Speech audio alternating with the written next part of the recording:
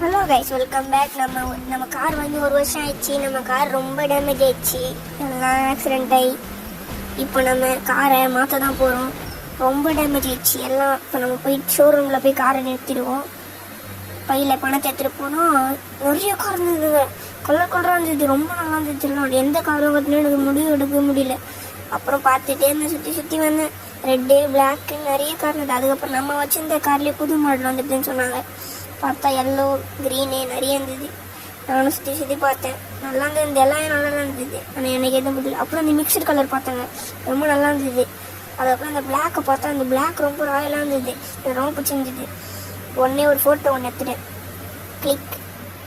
அப்புறம் உள்ளே போய் பார்த்தா செம்மையாக அந்த அப்பேரன்ஸ். அதுக்கப்புறம் நம்ம இந்த காரை எடுத்துகிட்டு கிளம்பிட்டோம் வீட்டுக்கு.